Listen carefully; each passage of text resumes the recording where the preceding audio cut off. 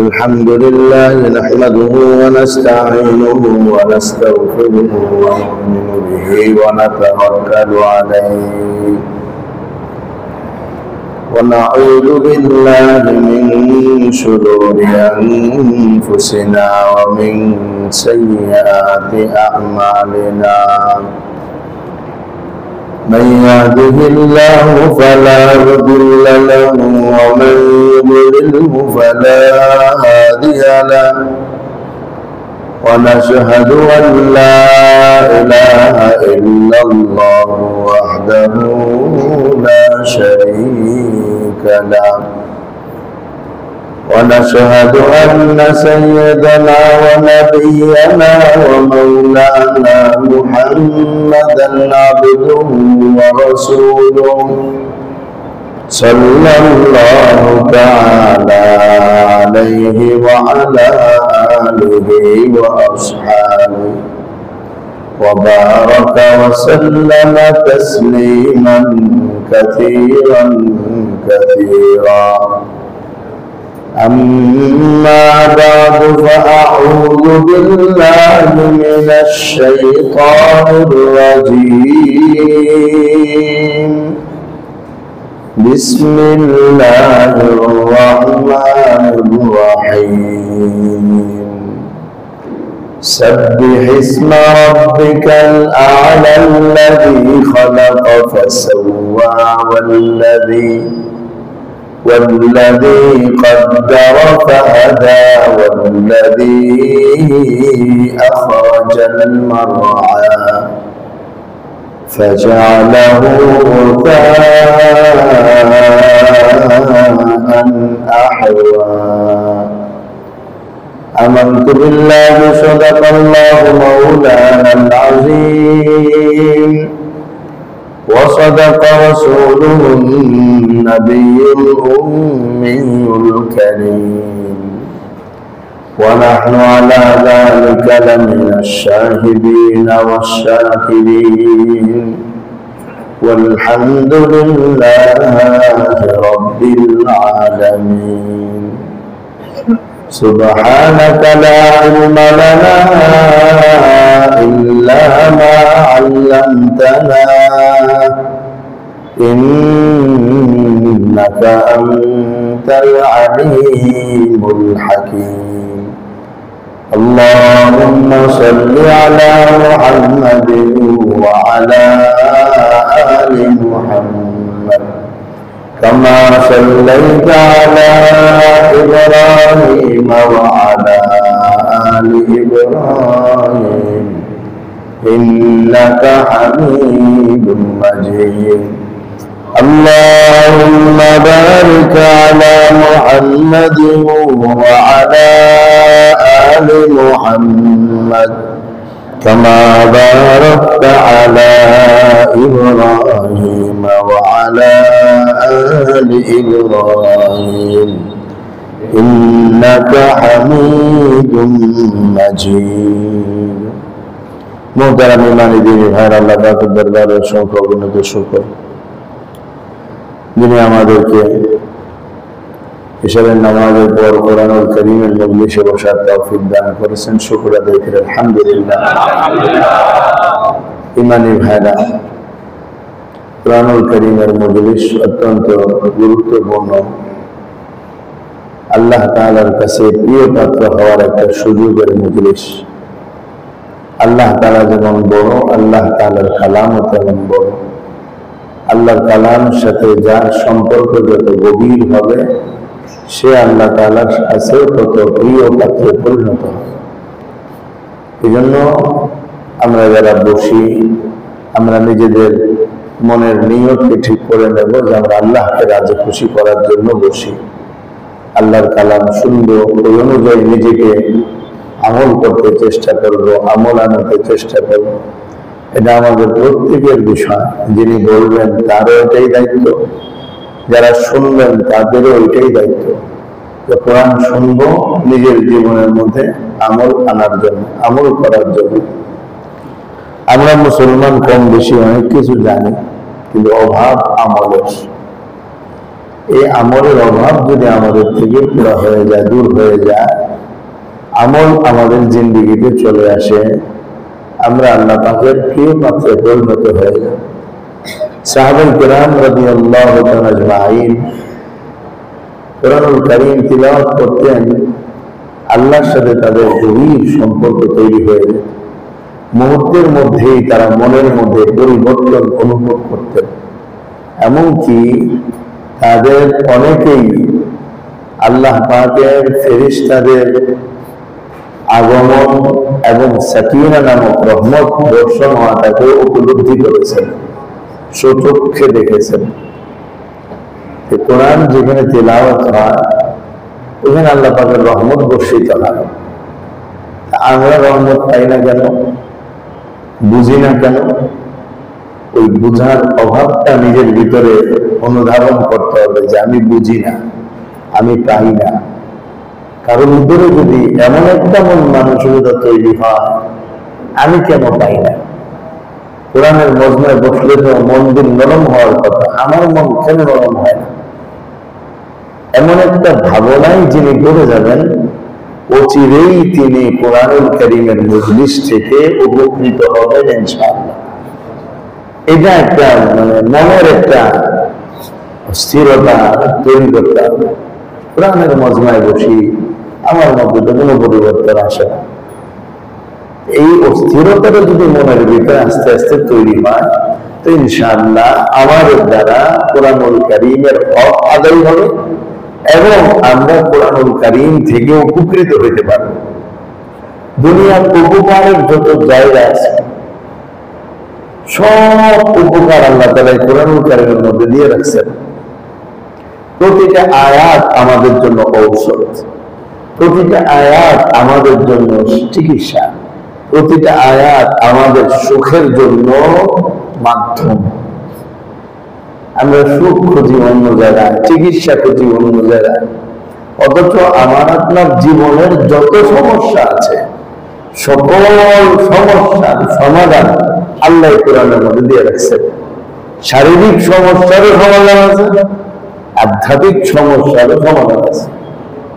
সাহাবায়ে কেরাম তো পড়ে দেখাইছেন, এরকম না যে আমরা মুখস্থ বলতেছি, এখন বললে আমরা দেখাতেও পারবো না যে অমুক জায়গায় এটা হয়েছে। আমাদের যুগে সেটা বিরল, কিন্তু সাহাবাদের যুগে এটা একদম ইজি বিষয় ছিল। কোরআন পড়া ফুল দিলে মানুষ ভালো হয়েছে। আমাদের পূর্ববর্তী যে বুজুর্গ আনেদিন ছিলেন, হযরত হাফিজ জি হুজুর রহমতুল্লাহ আলাইহি, হযরত পীর জি হুজুর রহমতুল্লাহ আলাইহি, হযরত মুজাহিদ আজম শামসুল হক ফরিদপুরি রহমতুল্লাহ আলাইহি, এই সমস্ত বুজুর্গ আনেদিনও এরকমই ছিলেন। কোরআনুল কারীম দ্বারা তারাও সরাসরি উপকৃত হইতে পারতেন। এরকম ঘটনা তাদের জীবনী গ্রন্থে আছে। আবার আমাদের মুরব্বীরাও তাদের জীবনের অনেক ঘটনা জানেন, কারণ তারা অনেকে দেখছেন। আমরা কেন কেন আমরা না পাওয়ার কারণ হলো কোরআনের সাথে আমাদের ভালোবাসার সম্পর্ক কম। আজকে সারাদিন কোরআনুল কারীম ধরে নাই এমন মানুষ বেশি না কম? সারাদিন গেল একবার মনে চাইল না একটু আল্লাহর কালামটা ধরি, অথচ সূরা ইয়াসিন ফজরের পরে পড়ার কথা ছিল। সারা দিনের মধ্যে সূরাতুল কাহফ তেলাওয়াত করারও কথা ছিল। তো আমাদের দ্বারা কিছুই হয় না, তেলাওয়াতই হয় না, মহব্বত কিভাবে হবে? এই জন্য কোরআনের সাথে একটা সম্পর্ক আমাদের জুড়তেই হবে। এই তাফসীরের মজমার উদ্দেশ্যটা কি? যে আমি আয়াত করে শোনায় দেবো, কতগুলো অর্থ আর কিচ্ছা শোনায় দেবো, এটা উদ্দেশ্য? উদ্দেশ্যটা হলো আমরা যতটুকু পারি তো শুনবো, বাদ বাকি এর চেয়ে বেশি আমল করতে চেষ্টা করব, কোরআনের সাথে ভালোবাসাটা তৈরি করতে চেষ্টা করব। মনে করবো কোরআন আমার জীবনের সব, এই কোরআন আমার জীবন, শুধু জীবন এই জীবন না, ওই জীবনেও শান্তি আনবে একমাত্র কোরআনের মন্ত্র। তো যাই হোক, আমরা আয়াত গত সপ্তাহ আগের সপ্তাহ একটি মাত্র আয়াত পড়া হয়েছিল, সাব্বিহ ইসমা রাব্বিকাল আ'লা। আপনি আপনার সুবহান প্রতিপালকের প্রশংসা করুন, প্রশংসা করুন। এই প্রশংসা কোরআনুল কারীমের বিভিন্ন জায়গায় আল্লাহ তাআলা প্রশংসা শুকর আদায় করা এগুলো আমাদেরকে বারংবার বলছেন। আল্লাহর প্রশংসা যে করতে থাকবে তার জীবনের দুঃখের কোনো দরকার হবে না। কারণ আল্লাহর সাথে যার গভীর সম্পর্ক সে তো এমনিতেই সুখী। আমি টাকা দিয়ে করবো কি যদি টাকার মালিক আমার সাথে থাকে? আমি গাড়ি দিয়ে করবো কি যদি গাড়ির মালিক আমার সাথে থাকে? এটাই তো আমার জন্য সবকিছু চাওয়ার পাওয়া। তো থাকবে মালিক আমার সাথে তখন যখন আমি বেশি বেশি আল্লাহ পাকের প্রশংসা করব। এই জন্য বলছে সাব্বিহ ইসমা রাব্বিকাল আলা, সুমহান তোমার সুমহান প্রতিপালকের নামে তাসবিহ পাঠ করো। আর গত সপ্তাহে লম্বা চলে আলোচনা করেছিলাম সমস্ত প্রাণীরা আল্লাহ তাসবিহ পাঠ করে, একমাত্র পাঠ করে না গাফেল উদাসীন খারা আমরা মানুষ আর জিন, এরা আল্লাহকে ভুলে থাকে। অথচ আল্লাহ পাক রব্বুল আলামিন এদেরকেই বলছেন তোমরা বলো। আর জীব জানোয়ারও তো পড়তেই থাকে, সারাদিন এরা আল্লাহর নামে জিকির করে সকাল আর সন্ধ্যা।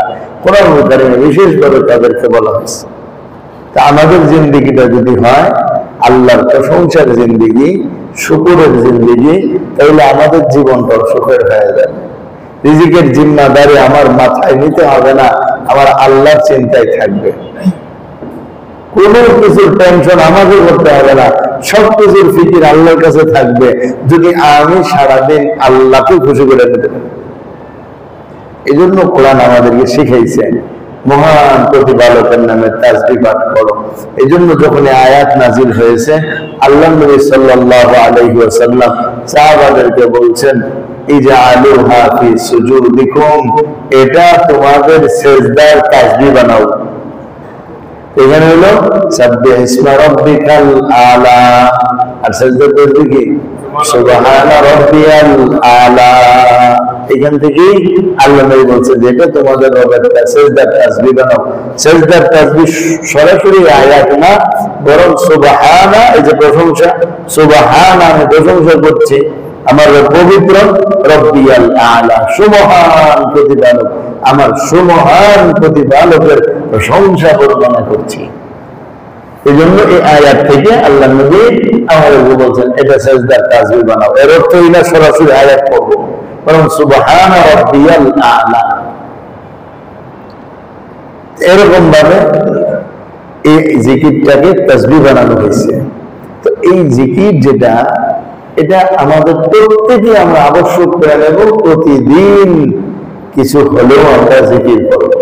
প্রত্যেক নামাজের পরে সুবহানাল্লাহ 10 বার, আলহামদুলিল্লাহ 10 বার, আল্লাহু আকবার 10 বার, অথবা 11 বার করে আমরা করে নেই, বিজুর সংখ্যক পড়া হয়ে গেল। কিন্তু আমাদের এটাও করা হয় না। এই জন্য নামাজের পরে অল্প সময় হলেও একটু জিকির আমরা করে নেব, পারবো না ইনশাআল্লাহ? তাইলে আমরা আস্তে আস্তে আল্লাহ পাকের প্রিয় পাত্র হতে থাকবো। কারণ যে আল্লাহর জিকির করবে আল্লাহ কি তারে স্মরণ করবে না? ফাযকুরুনি আযকুরকুম ওয়াশকুরুনি ওয়ালা তাকফুরুন। আল্লাহ রাব্বুল আলামিন বলেন বান্দা তুমি আমাকে স্মরণ করো, আমিও তোমাকে স্মরণ করব। আমার কৃতজ্ঞতা জ্ঞাপন করো, আমার অকৃতজ্ঞ হইও না। অন্য হাদিসের মধ্যে আল্লাহ নবী সাল্লাল্লাহু আলাইহি ওয়াসাল্লাম আল্লাহ তাআলার কালামের কথা বলেন, আল্লাহর গানের কথা বলেন। ও বান্দা তুমি যদি আমার জিকির, আমার আলোচনা, আমার স্মরণ নিজে নিজে করো, আমি আল্লাহ তোমার স্মরণ করবো একটা মজলিসের মধ্যে। তুমি করবা নিজে নিজে মনে মনে, আমি করবো তোমার এর চেয়ে দামি মজলিসের মধ্যে ফেরেশতাদের কাছে। এর অর্থ হলো আমি যদি আল্লাহ সুবহানাল্লাহ আলহামদুলিল্লাহ আল্লাহু আকবারের জিকির করতে থাকি, আল্লাহ পাক রব্বুল আলামিন ফেরেশতাদের মজমায় আমার আপনার আলোচনা করতে থাকবে। তো আল্লাহ যার আলোচনা করবে তার ঠিকানা জাহান্নাম হওয়ার তো কথা না। তার তো দুনিয়াতে কষ্টের জীবনের পরে কষ্টের জীবন লেগে থাকার কথা না। তারপরেও যদি লেগে থাকে তাহলে বুঝতে হবে আল্লাহ তাকে আরো অনেক বেশি মর্যাদা দিতে চান। কারণ দুনিয়ার মানে তো কষ্ট। এই আয়াতের মধ্যে তো কিছুদিন আগে চলে গেছে দুনিয়ার জীবনটা কষ্টেরই। এখানে কষ্ট ছাড়া কিছু হবে না। বাজার করে আনতে তো কষ্ট লাগে, লাগে না? বাড়িতে বিল্ডিং এর সেই তো উঠতেও তো কষ্ট লাগে, বৃষ্টি বাদল গেছে কয়েকদিন, কেমন কষ্ট হয়েছে আমাদের সবার। দুনিয়ার জীবনটার নামই কষ্ট। সুতরাং এই কষ্টের মধ্যে মুমিনের যদি কষ্ট হয় জিকির করার পরেও, আল্লাহকে ডাকার পরেও, আল্লাহর হুকুম মানার পরেও, তাইলে মুমিনকে বুঝতে হবে আল্লাহ তাআলা পরকালে তার বিশাল মর্যাদার জায়গা বানাই দিয়েছেন, এই জন্য দুনিয়ার মধ্যে একটু কষ্টের মধ্যে দিয়ে রাখছে। এই কষ্ট কিছুই না, মৃত্যুর পরে আখিরাতে গিয়া হাসরের ময়দানের কষ্ট দেখলে তখন মানুষ বলবে যে হ্যাঁ, আমরা তো দুনিয়াতে অল্প কয়েকদিন ছিলাম। এটা আমরা নামাজের মধ্যে তেলাওয়াত করেছিলাম।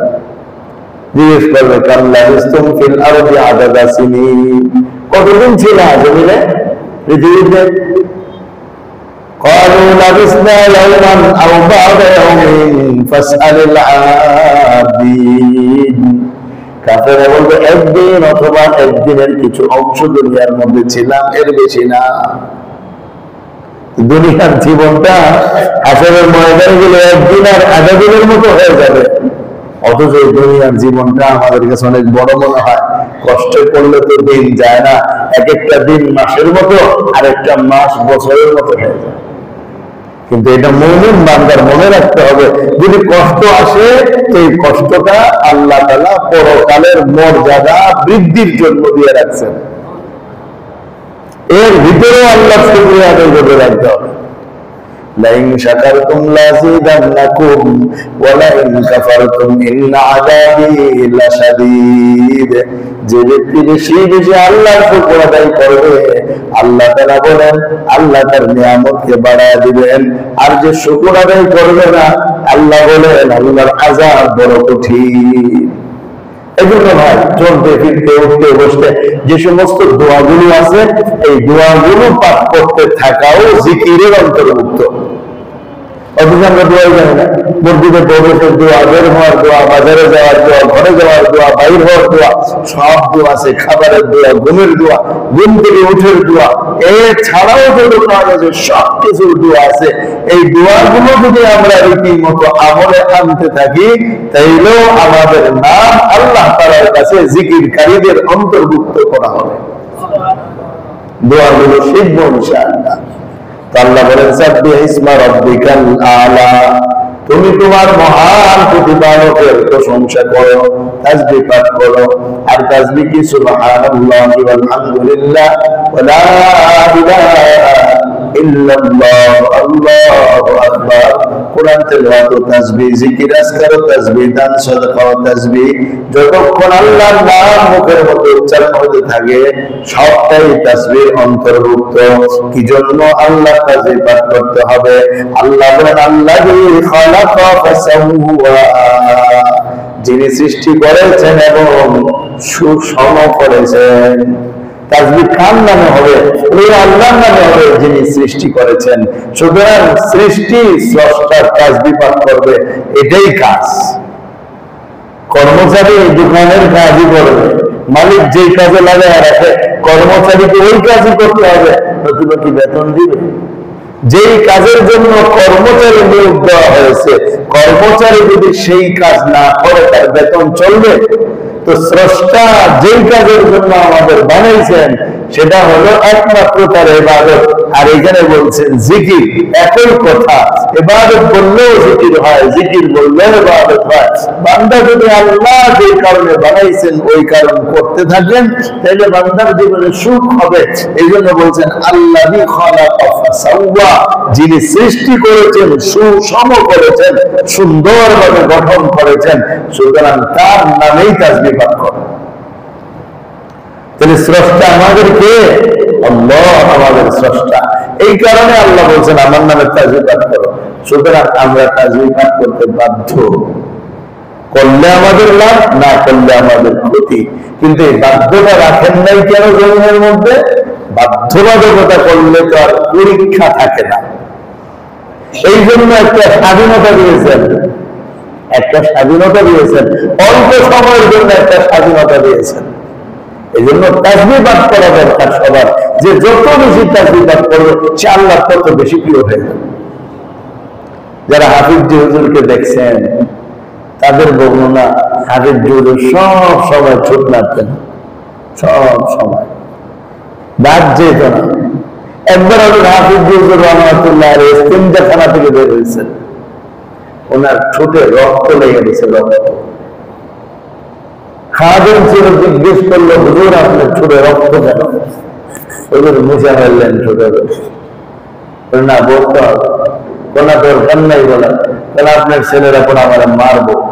আব্বা বাথরুমে গিয়ে দেখা পেলো, দেখলি না কেন? হুজুর বলতে হবে, মানে তার কথা বের করতে হবে কি জন্য রক্ত। পরে হুজুর বললেন আজীব কথা, যে আমি যখন টয়লেটে গেছি আমার জিহ্বা আল্লাহর নামের জিকির বন্ধ করে না, কারণ বাথরুমে তো আল্লাহর নামের জিকির করা যায় না, আমি দাঁত দিয়ে জিহ্বাকে চাইটা ধরছি যে জিকির করা যাবে না এখানে। চিন্তা করতে পারেন? বিশ্বাস না হলে মুরব্বীদের জিজ্ঞেস করেন যারা হাফিজের দিকে দেখছে। অথচ আমাদের অবস্থা কি, যে আমাদের জিহ্বা সারা দিনে আল্লাহর নামের স্মরণ করে না, বইটা দিলেও আমাদের স্মরণ থাকে না। আর হাফিজ জুজুরের জিহ্বা বাথরুমে গেলেও আল্লাহর জিকির চালায়, জন্য দাঁত দিয়ে চাইটা ধরে বন্ধ করার চেষ্টা করছেন যে এখানে আল্লাহর নাম নেওয়া যায় না। এই তো পার্থক্য আমার মাঝে আর হাফিজ হুজুরের মাঝে। এই জন্যই তো তিনি হাফিজ হুজুর। মানুষের হৃদয়ে হৃদয়ে তার ভালোবাসা কোথার থেকে ঢুকে গেল? কে ঢুকে দিছে? আল্লাহ ঢুকে দিয়েছে। এই জন্য যে আল্লাহর হয়ে যাবে, আল্লাহ তার হয়ে যাবে, সমস্ত মাখলুককে তার বানায় যাবে। চেষ্টা করবো ইনশাআল্লাহ যেন মুখে সবসময় জিকির আমরা চালাইতে পারি। এই জন্য আমাদের উস্তাদ ফজলুল আমিন রহমাতুল্লাহ আলাইহি বলতেন হাতে একটা তাসবিহ রাখতে পারো। কেন? তাসবিহর নাম হলো মুযাক্কিরা, ওটা জিকিরকে স্মরণ করায়া দেয়। হাতে তাসবিহ থাকলে তো এটা মনে করায়া দেয় জিকির করা দরকার। ডিজিটাল দেখেন আর এমন এখন দেখেন একটা তাসবিহ, ইনশাআল্লাহ এটা মনে করায়া দেবে জিকির করা দরকার। যে যত বেশি জিকির করে সে আল্লাহ তত কাছে হয়ে যায়। এক হাদিসের মধ্যে আছে, বান্দা যখন আমার নামে জিকির করতে থাকে তো একটা সময় আমি বান্দার চোখ হয়ে যাই, যে চোখ দিয়ে বান্দা দেখে। আমি বান্দার হাত হয়ে যাই, যে হাত দিয়ে বান্দা ধরে। আমি বান্দার পা হয়ে যাই, যে পা দিয়ে বান্দা হাতে। জিকির এমন এক জিনিস, এই জন্য আমার ভাই, আমার দোস্ত, কেন করবো? আল্লাযী খালাকাকা ফাসাওয়া, আল্লাযী খালাকা ফাসাওয়া, যিনি সৃষ্টি করেছেন এবং সুষম করেছেন। ওয়াল্লাযী কাদ্দারা ফাহাদা, আর যিনি প্রত্যেকটা জিনিসকে পরিমিতভাবে পরিমাণ মতো করেছেন এবং পথ প্রদর্শন করেছেন। প্রত্যেকটা প্রাণীকে আল্লাহ পরিমিতভাবে করেছেন, পরিমাণ মতো ভাবে করেছেন, এবং প্রত্যেককে আল্লাহ পথ দেখায় দিয়েছেন। গরুকে আল্লাহ গরুর পথ দেখায় দিয়েছেন, ভেড়াকে আল্লাহ ভেড়ার পথ দেখায় দিয়েছেন। সে কোনটা খাবে সেই খাবার তাকে চেনায় দিয়েছেন, কিভাবে খাবে সেটাও তাদের শেখায় দিয়েছেন, কিভাবে গর্ভধারণ হবে সেটাও তাদেরকে শেখায় দিয়েছেন, কিভাবে কোথায় ঘুমাবে সেটাও শেখায় দিয়েছেন। মানুষ যে কাজ করাবে কাজের জন্য তাকে যোগ্য বানায় দিয়েছেন। এটা হলো খালাকাতা। আল্লাহ ওয়াল্লাযী কাদ্দারা ফাহাদা, হেদায়েত দেওয়া মানে পথ দেখায় দেওয়া। আমার বুঝলো যখন বাচ্চা ছোট্ট জন্ম লাভ করে, ওই জন্ম লাভ করার পরে যখন বাচ্চাটাকে মায়ের স্তনের মধ্যে লাগায় দেওয়া হয়, এমনিতেই দুধ খাইতে আরম্ভ করে। দুনিয়ার কোনো মানুষের শিখায় দেওয়া লাগে না। দুধ খাইতে পারে কিনা এরকম হয়েছে? কোনো বাচ্চা মুখে তো দিতেছে, তো খাইতে যাবে না, ওই নিয়ে মেডিকেলে নেওয়া লাগছে, ডাক্তার ওরা শিখাই দিতেছে এমনি খাইতে। কি কত চমৎকার করে খারাপ বুদ্ধি তার, কে শেখায় দিতে বলেন? হ্যাঁ, ওকে যদি শেখায় দিতে পারে সব কার কি করণীয় সেটা আমরা শিখাই দিচ্ছেন। তাহলে শিক্ষা দুই প্রকার, একটাকে বলা হয় কাসবি, আর একটাকে বলা হয় ওয়াহবি। কাসবি মানে যেটা মানুষ অর্জন করে শিখে, আর ওয়াহবি মানে যেটা আল্লাহর পক্ষ থেকে দেওয়া। আল্লাহর পক্ষ থেকে স্বাভাবিক জ্ঞান বিজ্ঞানের মাধ্যমে একটা চলার ধরন, চলার পথ সবাইকে দিয়ে দেওয়া হয়েছে। এবার সে শিক্ষা করুক আর না করুক, মূর্খ থাকুক অথবা পড়াশোনা করুক, কিন্তু সামাজিক জীবনে চলার জন্য বুঝ বুদ্ধির মাধ্যমে একটা পথ কিন্তু সবাইকে দেওয়া। এমন বহু মানুষ আছে সাইনটাও করতে পারে না নিজের নামের, কিন্তু দুনিয়া বুঝে না এমন না, অর্থনীতিতে সবার সেরা, রাজনীতিতেও সেরা, বক্তৃতা দিতে গেলেও দেখা যায় চমৎকার বক্তৃতা দিয়ে মানুষ মাঠ খাওয়ায় ফেলতে পারবে, কিন্তু একটা পৃষ্ঠা লেখা দেখাইতে পারবো না, আছে না নাই? আবার এমন বহু শিক্ষিত মানুষ আছে শত শত পৃষ্ঠা লেখা দিতে পারবো, মাইক সামনে দিলে আর মুখ দিয়ে কথা বেরোয় না। তো আল্লাহ ঠিক করছেন আর পথ দেখা দিয়েছেন। এইটা হলো শিখা লাগে না, এমনি প্রত্যেকটা প্রাণীরই কিছু যোগ্যতা দেওয়া। আচ্ছা, শিক্ষা দীক্ষা তো শুধু আমাদের মানুষের, আর বাকি মৌমাছি কি শিক্ষা দীক্ষা করে তারপরে তার বাসা বানা? বাবুর কাছে কি লেখাপড়া করে তারপরে তার কাছে বাসা বাঁধে? এগুলো ফাহাদা, আল্লাহ স্রষ্টা, তার পথ আল্লাহ দেখা দিচ্ছেন, এটা তোমার পথ। আমাদের পরে তো অনেক বিষয় আছে, শিক্ষা লাগে না কিন্তু পথ দেখা যাচ্ছে, এটা আমাদের পথ। স্রষ্টা বানায় দিয়ে ছেড়ে দেন নাই, বরং যা দরকার তা দিয়েই ছাড়ছেন। দুনিয়ার জ্ঞান বিজ্ঞান যদি কেউ শিক্ষা নাও করে তবু সে পিছিয়ে যাবে না, পিছপা হবে না, কারণ স্রষ্টা তার ভিতরে যথাযথভাবে একটা যোগ্যতা দিয়ে রাখছেন, চোখ কান খোলা রাখলেই সে আগাইতে পারবে। এবং মানুষ পাচ্ছে এই তো কিছু দেওয়ার পরে রব কি চাইছেন? চাইছেন সাব্বিহ ইসমা রাব্বিকাল আ'লা, আমার নামে একটু জিকির করবে, এটা আমি চাই। আমার নামে একটু প্রশংসা গাইবা, এটা আমি চাই। আমার নামে একটু সেজদা দেবে, এটা আমি চাই। তোমার আমি সব দিলাম, যা লাগে তাই দিলাম, অর্জন করা ছাড়াই তোমার অর্জন হয়ে যাবে। কিন্তু বান্দা এটার বিনিময় কি চাই? একটু আমার নামের জিকির চাই, আমার নামের তাসবিহ চাই, আমার সামনে মাথা ঝুঁকায়, এটাই চাই। এছাড়া কি আল্লাহর কিছু চান আমাদের কাছে? টাকা চান, পয়সা চান? কিছুই চান না, খালি চান বান্দা কালিমা পড়বে লা ইলাহা ইল্লাল্লাহ, আর সারাটা জীবন আল্লাহর প্রশংসা করে কাটায় দেবে। এর বিনিময়ে শুধু নাই তারা, এর বিশাল পুরস্কার রেখেছে। والذي قدر فهدى والذي أخرج المرعى, এরপর কি করলেন? চারণ ভূমি তিনি উৎপাদন করলেন। চারণ ভূমি, মানুষ, জিন, সমস্ত মাখলুক খাবে কি, এইটাও আল্লাহ নিজের জিম্মায় রাখছেন। এই জিম্মায় রাখার কারণে তিনি চারণ ভূমি বানায় দিয়েছেন। ফলে এই চারণ ভূমিতে পশু পাখি বিচরণ করে স্বাভাবিক ঘাসটা, আর মানুষ এটার মধ্যে ফসল উৎপাদন করে, ফসল তৈরি করে, তারপরে খায়। সবটাই তো চারণ ভূমি থেকে আসতেছে। মাছ আসতেছে, ফল আসতেছে, এগুলো সব আল্লাহ বানাইছেন। দেখেন এবার বানাইছেন, সুন্দর করছেন, বুদ্ধি দিচ্ছেন, সব দিচ্ছেন, আবার ফল ফ্রুট তিনি আমাদের জন্য বের করে দিচ্ছেন। এমন না যে আল্লাহ পাক রব্বুল আলামিন সব মানুষের উপরে ছেড়ে দিচ্ছেন, কিছুই মানুষের উপরে ছাড়েন নাই। মানুষ কি করছে?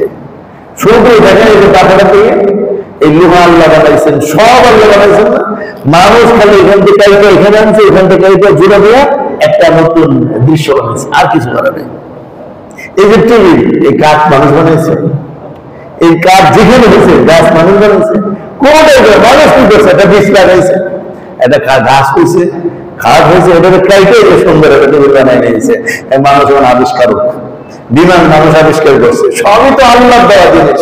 মানুষ তো খালি সংযোজন করে এক একটা রূপ আকৃতি দাঁড় করেছে, আর তো মানুষ কিছু করে নাই।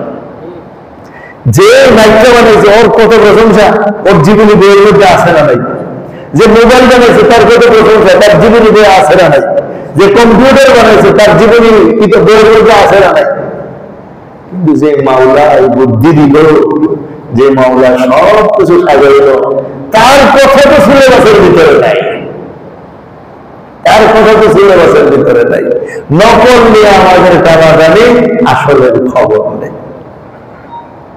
আছে সিলেবাসে আল্লাহের পরিপূর্ণ পরিচয়, আছে সিলেবাসে আল্লাহ জিকিরের কথা, আছে সিলেবাসের মধ্যে আল্লাহ পছন্দনীয় বিষয়, একটা বাইক বানানোর কারণে যদি সে চির স্মরণীয় হয়ে রাখতে পারে, একটা কম্পিউটারের কারণে যদি সে চির স্মরণীয় থাকতে পারে, একটা বিদ্যুৎ আবিষ্কারের কারণে যদি সে চির স্মরণীয় হয়ে থাকতে পারে, একটা এলাকা আবিষ্কারের কারণে যদি সে চির স্মরণীয় হয়ে থাকতে পারে, তো যে আল্লাহ সব বুদ্ধি দিলেন, জ্ঞান দিলেন, সব জিনিস আমার আপনার সামনে তৈরি করে দিলেন, ওই আল্লাহ কেন আমার আপনার কাছে স্মরণীয় হয়ে থাকবে না? যদি বলি যে এটা আল্লাহর দুঃখ, তাইলেও তো ভুল হবে না। হয়তো আল্লাহ দুঃখই কোন কোন জায়গায় আল্লাহ বলছেন যে ওমা কাদারুল্লাহ হাক্কা কাদরিহি, আমার বান্দারা তো আমার যথাযথ মূল্যায়ন করবে না। এটা তো বললে বলা যায় যে আল্লাহর দুঃখ, যে আল্লাহর বান্দারা আল্লাহর যথাযথ মূল্যায়ন করবে না। দুনিয়ার একটা তো সামান্য জিনিসের আবিষ্কারও আমাদের কাছে এত সম্মানিত।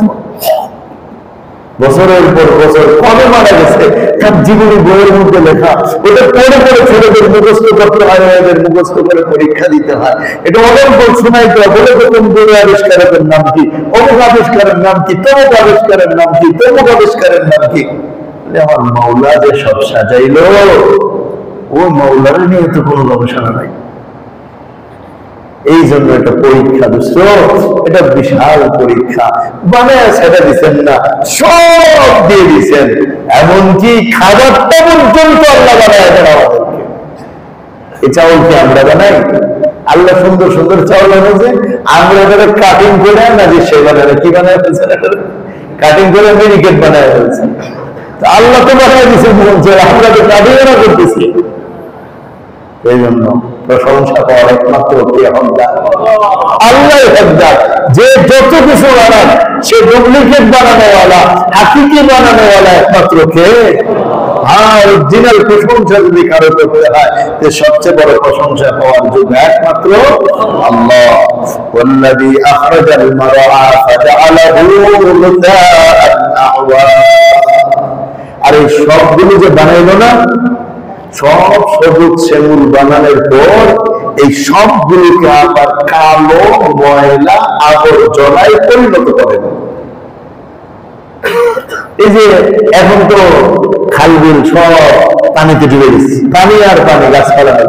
আবার একটা সময় কি হবে, যখন পানি শুকায় যাবে তখন পুরা ক্ষেত খামার সুজলা সবলা, তাকে কিন্তু দিগন্ত জুড়ে জুড়ে সরিষা ফুল আর অমুক গাছ আর তমুক গাছ, ধান ক্ষেত দেওয়া, কি চমৎকার একটা দৃশ্য তৈরি হয়। এটা কয় মাস, 2 মাস, 3 মাস, 4 মাস। এরপর আবার সব কেটে কৃষক যখন আগুন জ্বালায় দেয়, তো ফাজআলাহু গুসাআন আহওয়া, পুড়ে সরকার হয়ে সব আবর্জনায় পরিণত হয়ে যায়।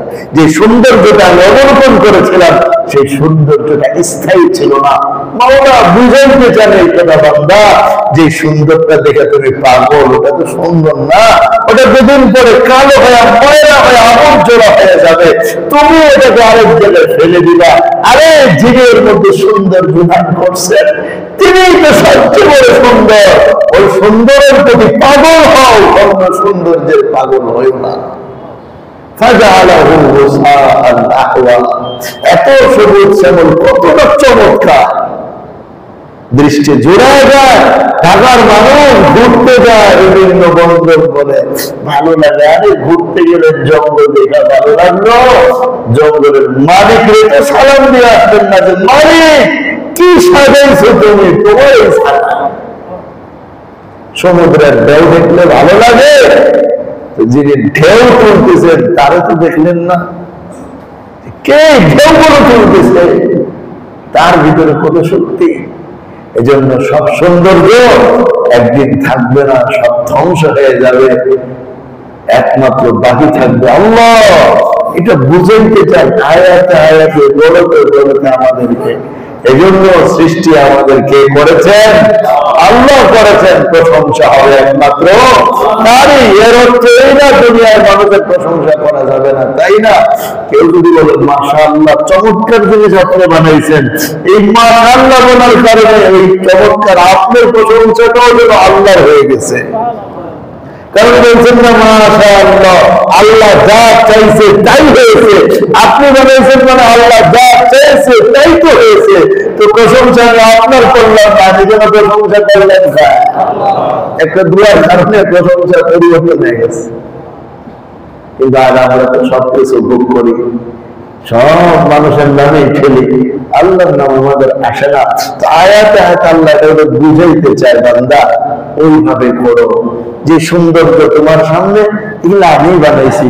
তোমার খাওয়া, তোমার চলা, তোমার পথ, তোমার নির্দেশনা, জ্ঞান বিজ্ঞান অর্জন করা ছাড়াও একটা বুদ্ধি সবার মাথা আমি দিয়ে রাখছি। ওটার বলেও মানুষ আগায় যাইতে পারে, সেটা আমারই দেওয়া। সুতরাং তুমি আমাকে চিনো। এরপরে শেষে কি বলে দিলেন, যা কিছু আছে এগুলোকে সব কালো ময়লা আবর্জনাতে পরিণত করেন।